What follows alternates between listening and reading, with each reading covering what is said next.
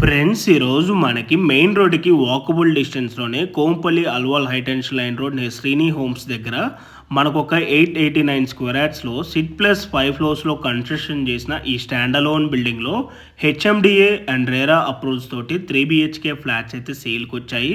మనకి ఇక్కడ ఫ్లోర్‌కి 3 ఫ్లాట్స్ ఉంటాయి. టోటల్‌గా 15 ఫ్లాట్స్ అయితే ఉంటాయి.